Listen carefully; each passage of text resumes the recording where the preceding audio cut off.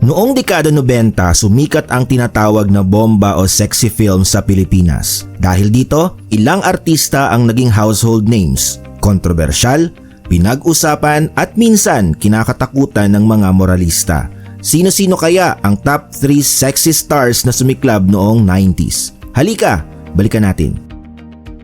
Nakilala bilang Abby Viduya sa teen shows noong 80s, pero mas sumikat noong 90s nang siya'y naging sexy star gamit ang screen name na Priscilla Almeda. Kilala siya sa pelikulang at iba pang daring roles.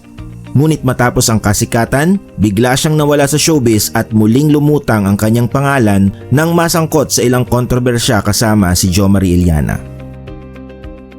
Isa sa mga pinaka-iconic na sexy stars noong 90s ay si Ara Mina. Hindi lamang siya nagpasiklab sa mga daring films kundi nakilala rin bilang singer at eventually seryosong aktres. Ngunit hindi rin nakaligtas si Ara sa mga kontrobersya, mula sa mga love life issues, sexy image struggles, hanggang sa intriga sa kanyang kapatid na si Christine Reyes. Sa kabila ng lahat, nananatili siyang relevant at active sa industriya at politika hanggang ngayon.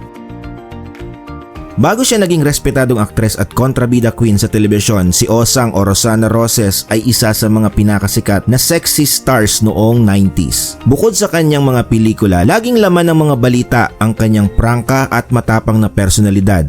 Naging kontrobersyal din ang kanyang mga away sa kapwa-artista at maging sa loob ng kanyang pamilya. At yan ang top 3 sexy stars na nagpasiklab noong 90s. Sino pa ang gusto ninyong makita sa mga susunod naming countdown? Ang mga action stars, kontrabida queens, o comedy legends? Don't forget to like, share, and subscribe para updated sa mga susunod na showbiz throwbacks.